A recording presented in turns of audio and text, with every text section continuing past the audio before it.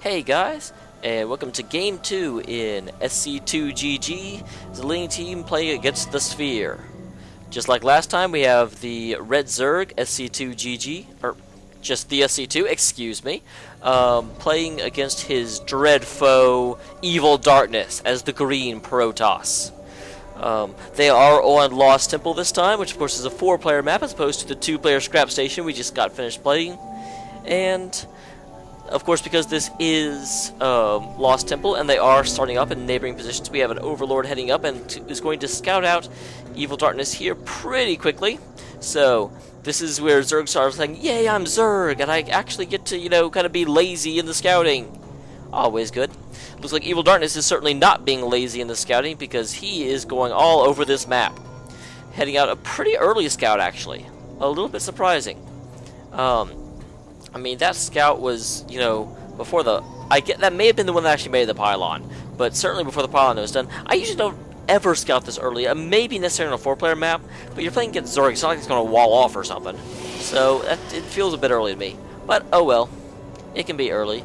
And it looks like SC2 is scouting as well, although it turns out he didn't need to, because there's the Overlord seeing the, once again, chrono boosted Nexus. This is what always makes me happy when I see it. And going to go ahead and head up here and look at, I'm saying a lot, I should stop that. Look at the gateway that's just now coming up. Gateway probably not going to, I don't see a second gate down, I don't expect to, because again they're chrono boosting their probes out. So clearly he's not saving up his chrono boosts, which is what you normally see whenever Zerg is or Protoss is being sneaky and trying to come in very early and make you suffer. Do have an Overlord up here at the edge, which is always nice. You can see the troops as they move down towards, your base. Always a good thing. Overlords are the, most useful supply unit. All supply they'll be able to do is, I guess that's not true. Technically, the pylon is more helpful because it lets you do everything else. But in terms of actual strategy, I think Overlords are the best. We do have the spawning pool down. Spawning pool is coming down very, very late. So, SC2 is doing pretty well in that his opponent is not going for a rush, because if his opponent wanted to do a rush, it would be successful. I gotta tell you. I mean, that spawning pool was down very, very late. We do have the first Zealot ready to come out here. Zealot is a powerful melee warrior. Good to know. And we have the Cybernetics Core. It does look like he has one of his assimilators down. He's making his second one. There is full mining going on, or full assimilating going on at this one. I don't know. And we do have the one extractor over here as well, so kind of even. Neither of them are going crazy with tech, and he is getting his second extractor to go along with the second assimilator over here.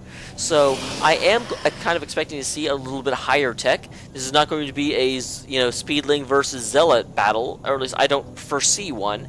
Generally when you see that, you don't go for as crazy tech or as crazy with the gas, because really with Speedlings you need 100 gas and that's it. So you do have a second pylon coming down over here, and that of course blocks this, so that the Speedlings have to come up here and run all the way around this way, and basically go through the Zealot, and now there's a Stalker behind. So Stalker's going to come up here to the edge to catch the Zerglings as they try and come around. Kind of like the Overlord, except the Stalker can shoot. Man, think if Overlords could shoot. That would be some crazy stuff. And what is this? This is a pylon and a Stargate. Proxy Stargate going on down here. I gotta say, I'm not entirely sure. Sorry, I'm having a sudden urge to yawn. I'm trying to control it. I'm not sure I agree with this positioning. This seems very easy to scout. You can just sort of naturally come up here and see it. But looks like obviously SC2 is not being very, very. What am I trying to say? Not being very aggressive in his scouting. We'll say that. So may go ahead and get out of here. Looks like his expansion just came back up here, and there is a fleet beacon. So we're either going to be looking at another Void Ray rush, just like we had last game, or he may even be going for carriers here. So fleet beacon, it's one of those. Fleet beacons do allow the Void Rays to go faster, which makes them much, much better when you're trying to duck back and forth. I almost feel like the fleet beacon is unnecessary though, because once again we do have a lair this time. and the Spire just was dropped. So, unlike last time, it looks like SC2 has the potential to have some defenses up, but that Spire is pretty late. I mean, I'm not going to say late as in the Spire should have come out earlier, but because he hasn't really been scouting it that well, if there were troops coming out of here, they would beat it. But it looks like the Stargate has not actually done anything yet. Stargate is just kind of sitting around, and the Fleet Beacon's even done, so I'm really curious what he's planning to do with this Stargate. Because so far, the answer is a whole lot of nothing. Stargate is just going to kind of sit here and look pretty on the map. It looks like possibly, if he's going for Void Rays, I have no idea, because he now has enough to make one, but he's not. If he's going for carriers, though, he does not have the supply to do it. He's at 39 out of 42, so he may be supply blocked. And yet, there's the carrier, and oh, that's unfortunate. Oh, that sucks. He chrono boosted the carrier, and then was like, oh crap, I don't have the supply to do it. So that was a wasted chrono boost. That is unfortunate.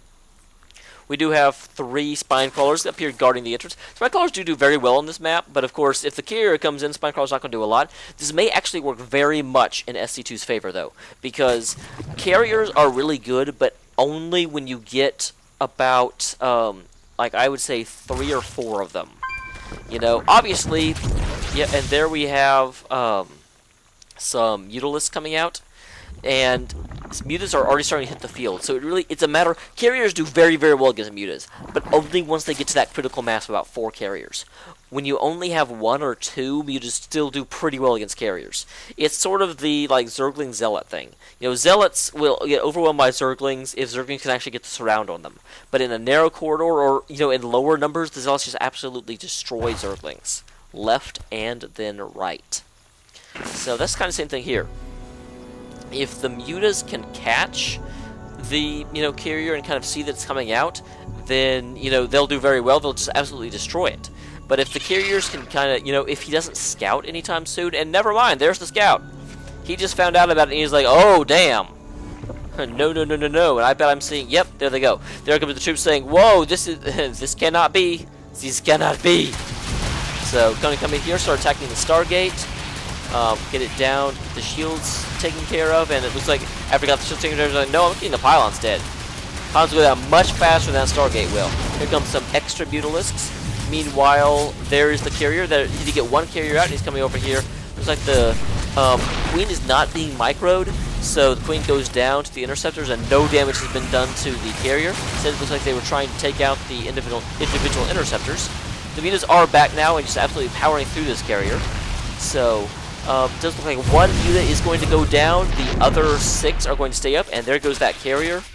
This was very unfortunate for EvilDarkness, because you gotta think about it. He put down 2 pylons, a Stargate, and the Fleet Beacon, and out of that, and a carrier. So I don't know how much that's going to be in total, but the only thing he actually killed, because of all of that he invested, he killed a Queen for 150 minerals and a Muta for 100 minerals, 100 gas. Grand total 250 minerals, 100 gas.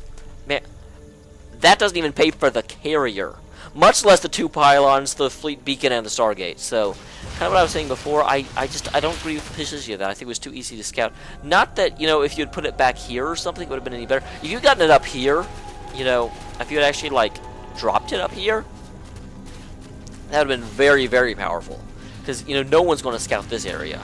Even when they run around with the Lings, they're not going to check right there. So that would have been good. But just here, I don't see it. I don't see it.